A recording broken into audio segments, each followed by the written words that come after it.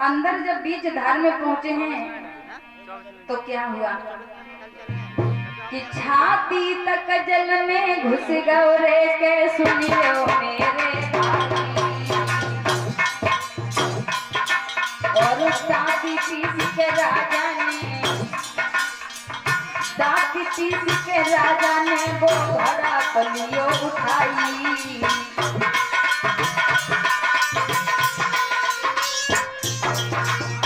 अब महाराज ने घड़ा तो उठा लिया लेकिन भैया माता बहन और अंदर जब बीच धार में पहुंचे हैं तो क्या हुआ कि छाती तक जल में घुस गए रे के सुनियो मेरे और दाती पीस के राजा ने दाती पीस के राजा ने वो घड़ा कलियो उठाई।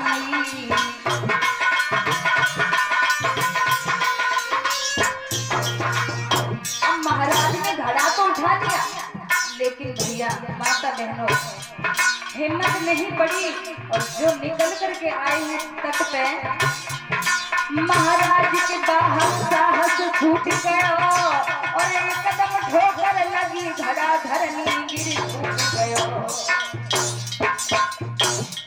जाती रानी ठाड़ी लखे पिया जब लगी घर रोयो जाती रानी ठाड़ी लखे पिया जब लगी घर रोयो।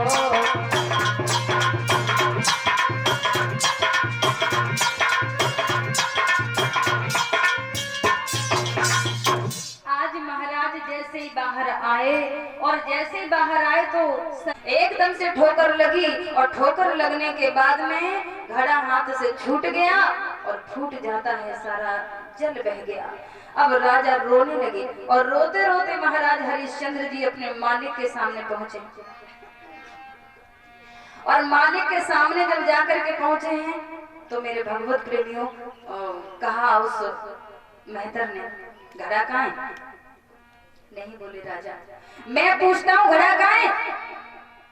महाराज वो घड़ा मेरे शरीर में शक्ति न होने के कारण मैं जब पानी भरने को गया तो अचानक से मैंने घड़ा उठा तो लिया जैसे तैसे और जैसे ही मैं बाहर आया ठोकर लगने के कारण घड़ा फूट गया है। कहने लगा है वो मेहतर अच्छा रोज एक एक शेर सत्तू खा जाता है और कहता है शरीर में ताकत नहीं है। हमें मालूम है कि तुमसे ये काम नहीं होगा, जाओ और हाथ में ला करके कफनों को इकट्ठा करना, ये काम तुमसे नहीं होगा। और राजा के हाथ में लाठी दे दी है, चल दिया और जाकर के मरघट में पहुंच गए महाराज। बाहर समय कब किसको कहां तक ले जाए कहा नहीं जा सकता। भैया कहते हैं ना हमारा ये जीवन जो है ना एक संग्राम है, हमें हर पल इसको लड़ना पड़ता है, इससे हर परिस्थिति से जूझना पड़ता है। तभी तो कहा है अच्छे दिन हो या बुरे दिन हो कभी भी हमें घबराना नहीं चाहिए और धैर्य पूर्वक अपने समय को काटना चाहिए, कभी भी नहीं। और कहते हैं ना अगर हम घबरा गए इस जिंदगी की परिस्थितियों से तो कुछ नहीं कर पाएंगे और थोड़ी हिम्मत से लड़ते रहेंगे तो सब ठीक हो जाएगा। कि संग्राम जिंदगी है, ध्यान रखना हमेशा कि संग्राम जिंदगी है, लड़ना इसे पड़ेगा।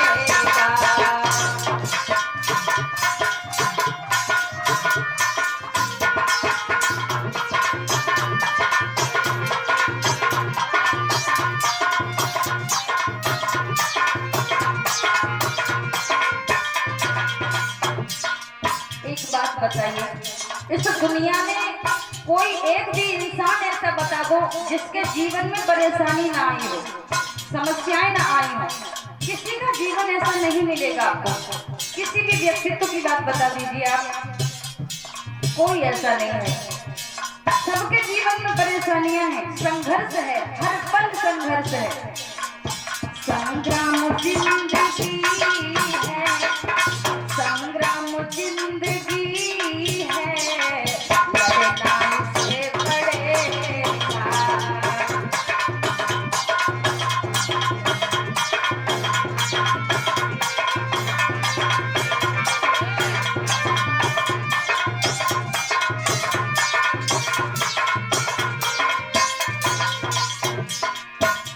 संघर्ष के मिलेगा कुछ भी नहीं। अगर जीवन में कुछ हासिल करना चाहते हो, जीवन में कुछ परेशानियां तो उठानी पड़ेगी। हाँ, संग्राम जिंदगी है, लड़ना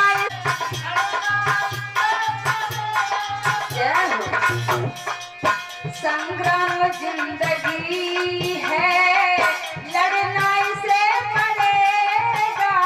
और मालूम जो लड़ नहीं सकेगा, जो लड़ नहीं सकेगा, आगे नहीं बढ़ेगा।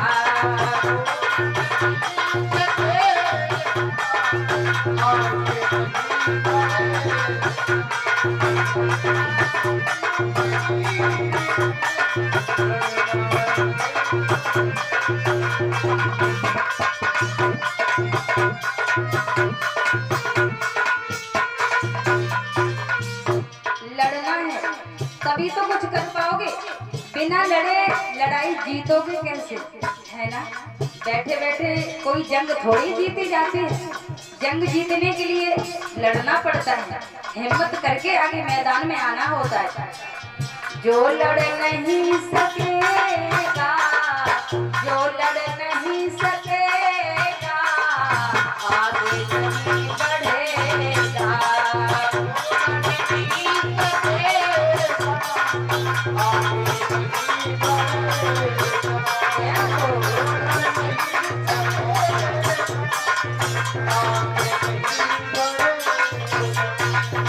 और थोड़ी लेके आ गया, आलसी लोगों का नाम नहीं है इतिहास के पन्नों में।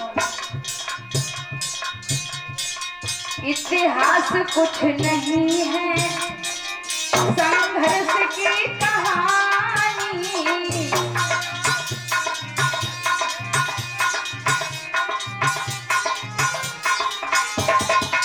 राणा शिवा भगत सिंह और झांसी वाली रानी,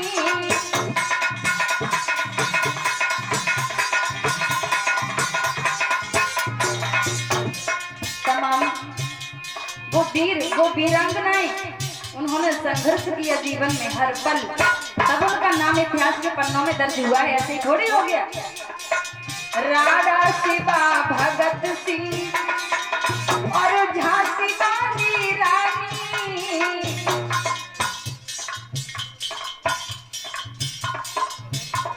और ये हमारे बड़े भैया जी श्रीमान सुरेंद्र सिंह यादव फौजी भैया पवित्र पुष्पों का और ये मुद्राओं का हार हमारे गले में अर्पण कर हमें सम्मानित कर रहे हैं, और हमारी बड़ी दीदी की बेटी तनु को भी सम्मानित कर रहे हैं। भगवान भैया को हमेशा खुश रखें और धर्म के कार्यों में इनके पवित्र कर कमल ऐसे ही आगे बढ़ते रहें, और गोविंद की कृपा हमेशा इन पर ऐसे ही बरसती रहे। कोई भी कायरों का, कोई भी कायरों का इतिहास क्यों पढ़ेगा।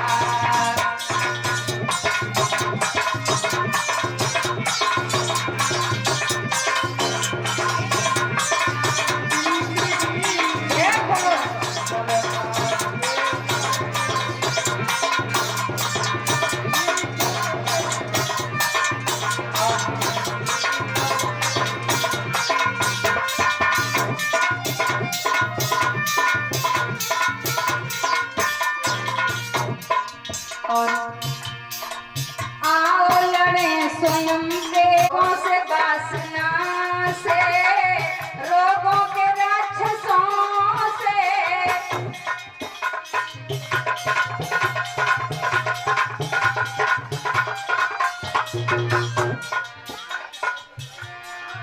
और पता है कुंदन वही बनेगा, कुंदन मतलब सोना कब चमकता है, जब उसको आग पर तपाया जाता है। बिना संघर्ष के कुछ नहीं है। कुंदन कुंदन वही बनेगा जो आग पर चढ़ेगा, कुंदन वही बनेगा जो आग पर चढ़ेगा। जय हो।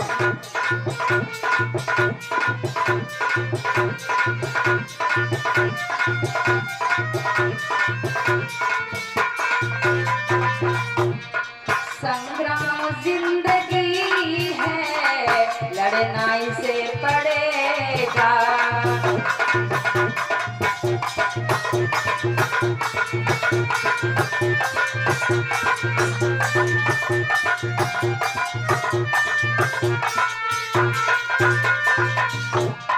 घेरा समाज को है कुंठों कुरीतियों ने,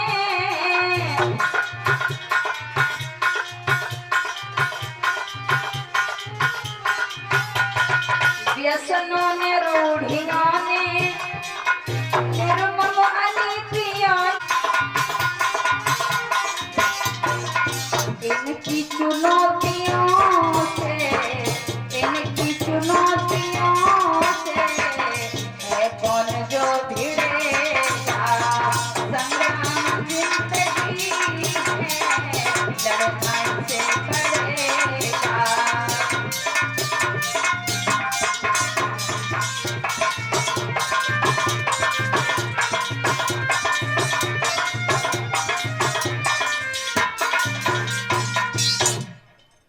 महाराज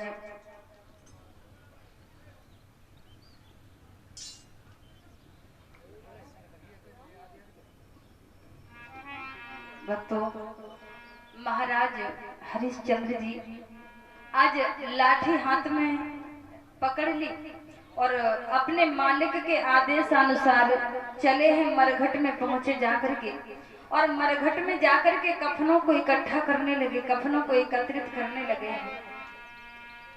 सज्जनों, रोज की भांति आज महारानी तारा का बेटा रोहित अपने गुरुदेव के लिए, अपने गुरुदेव के लिए फूल तोड़ने के लिए चला है। भक्तों, पूजा के लिए फूल तोड़ने के लिए जब चला है तो धीरे धीरे धीरे धीरे आगे को बढ़ा। फूल तो रोज ही तोड़ता था, और जब आगे को बढ़ा है और बगिया में पहुंचा है जाकर के कि धीरे धीरे बेटा चली भयो, सुनो भैया कथा गारी रे, सुनो भैया कथा।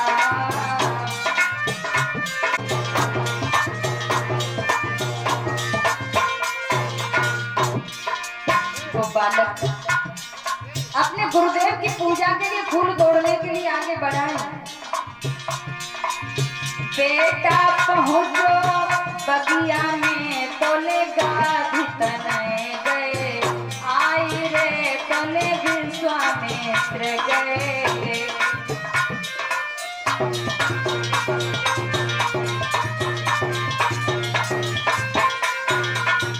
विश्वामित्र जी आ गए और नाग बनकर के उसी फुलवारी में छुप जाते हैं, और फुलवारी में जैसे छुपे हैं और खूबसूरत फूल जो निहारा है तो आगे को हाथ बढ़ाया रोहित ने।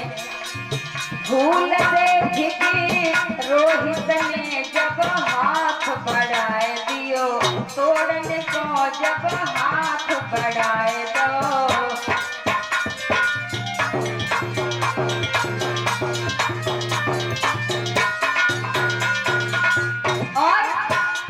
जैसे ही हाथ बढ़ाया, फूल तो बहुत सारे तोड़ के टोकरी में रख चुका था, और उस नाग के करीब का जो फूल है उसे तोड़ने के जैसे ही हाथ बढ़ाया है, एकदम से नाग ने, विश्वामित्र ने नाग बने उंगली में खाए लो, लाला के उंगली में खाए लो।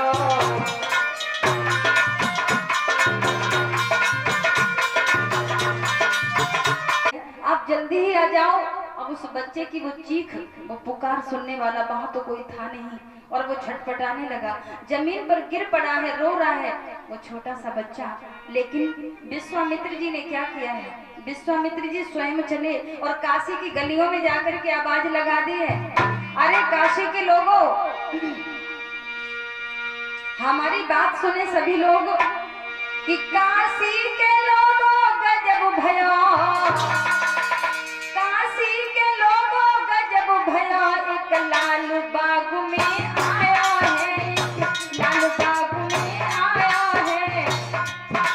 मैया बबुला को पता ना वैश्वर में बस आया है। ये आवाज कानों में पड़ी है तो रानी तारा का मानो हृदय फट गया हो, समझ गई मेरा ही बच्चा गया है और आज्ञा ली है ब्राह्मण देवता से। और जैसे तैसे बेचारी आज्ञा उसको मिली। बाकी बाद जब बगिया में पहुंची जाएगी और दूर से अपने बच्चा को देखा है, अपने लाडले को जमीन पर जब छटपटाता हुआ देखा है तो जल्दी से भाग करके रोहित को उठाया और गोदी में लेटा करके कहने लगी, बेटा रोहित, रोहित आंखें खोलो, बेटा रोहित आंखें खोलो। लेकिन रोहित को मूर्छा आ गई थी और थोड़ी ही देर जब मैया ने उसको बार बार हिलाया डुलाया, जोर जोर से चिल्लाने लगी तो मानो रोहित की चेतना वापस आ गई हो और अपनी माता को सामने निहार करके कहने लगा, माँ तुम आ गई हो, मैं बहुत परेशान था, मुझे काले नाग ने खा लिया है माँ, लेकिन तुम रोना बंद कर दो माँ, देखो अब मैं बचूंगा नहीं।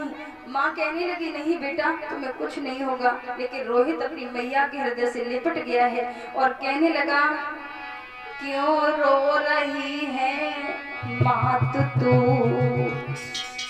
मेरो बदन अब कस गया,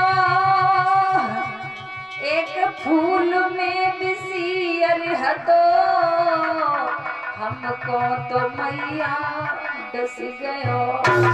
एक नाग न जाने कहां से इस फुलवारी में आ गया और उस नाग ने हमें खा लिया है माँ, अब हम जिंदा नहीं रहेंगे। और सुनो, पिताजी अगर कहीं मिल जाएं तो पिताजी से मेरा प्रणाम कह देना। और आज वो मासूम अपनी मैया से क्या कह रहा है कि मेरी बबुला से राम राम कही दीजो,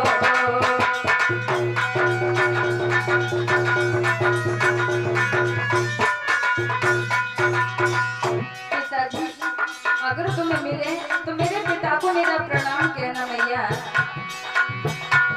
मेरी बबुला से राम राम कही दीजो,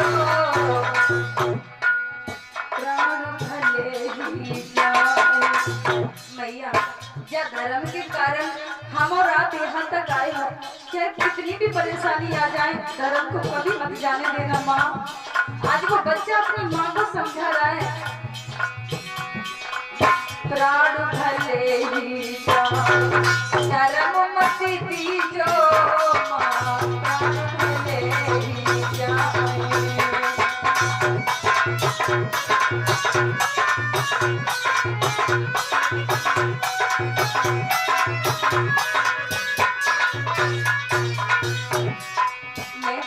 मैं ज्यादा देर तक नहीं जी पाऊंगा माँ, अब मेरी जबान काम नहीं करती, मुझसे बोला नहीं जाता माँ।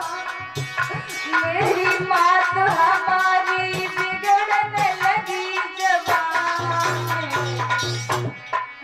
जब रोहित लला में प्राण, राम राम कहे राम।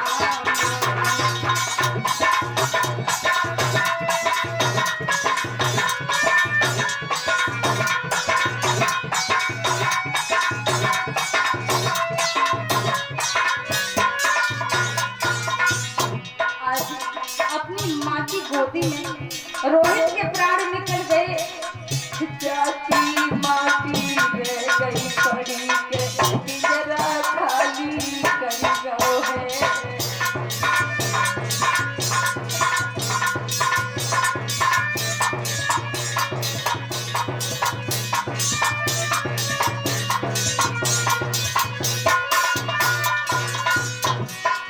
खाली कर गयो है तोता स्वर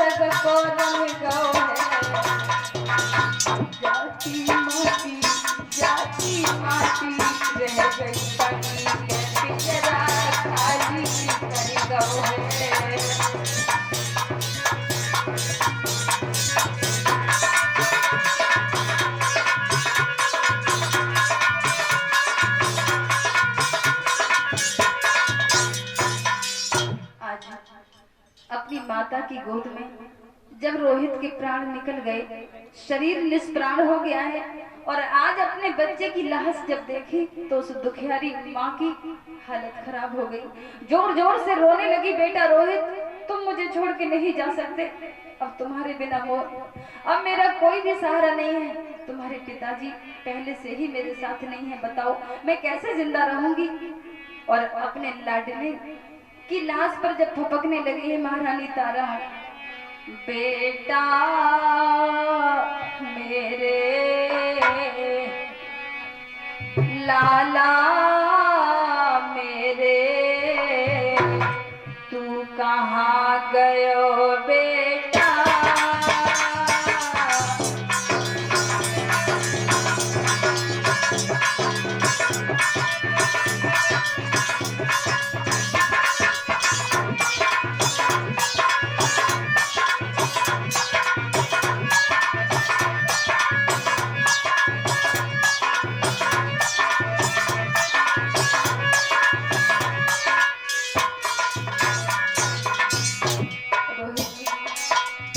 आज इस बगिया में उस माँ को कोई तसल्ली बंधाने वाला भी नहीं है। अकेली बिलख रही है मुसीबत की मारी। लाला मेरे बेटा मेरे, तू कहाँ गयो बेटा।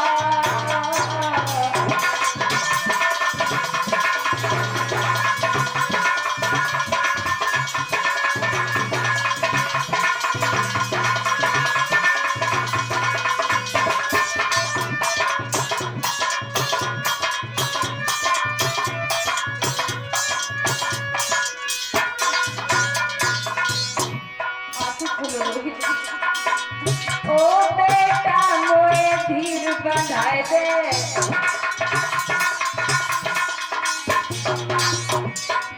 ओ लाला मोए धीर बंधाए दे, काको चलो गो ठोर बताए दे।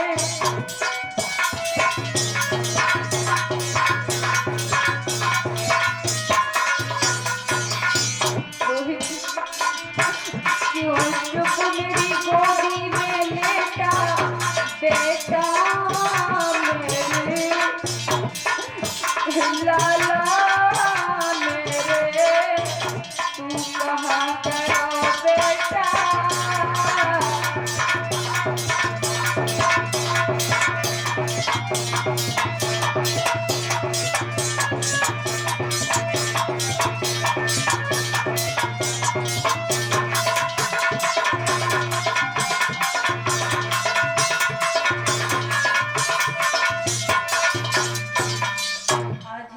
अपने बेटे की लाश पर रो रही थी, उसी समय वो बगिया की एक मालिन जो थी वो आती है और समझाने लगी है कि सखी तुम्हारे बेटे का देहांत हो चुका है और बेटे को नाग ने खाया है, और तुम ऐसा करो बेटे का अंतिम संस्कार कर दो, वरना बेटे की लाश फट जाएगी। और उसी समय अपने बेटे की लाश के ऊपर अपनी आधी साड़ी को फाड़ करके कफन डाला है, और कफन डालने के बाद में अपने लाडले को लेकर के चली है वो दुखियारी। धीरे धीरे धीरे धीरे आगे को बढ़ी और मरघट में जाकर के पहुंची, और वहां पर देखिए महाराज हरिश्चंद्र जी जो पहरा दे रहे हैं मरघट पर, तो उन्होंने सोचा ये आवाज कैसी आ रही है। और जैसे ही आगे को बढ़े, हाथ में लाठी है, और पास में जाकर के देखा तो थोड़ी थोड़ी लाइट वहां हो रही थी, थोड़े थोड़े उजाला भी वहां हो रहा था।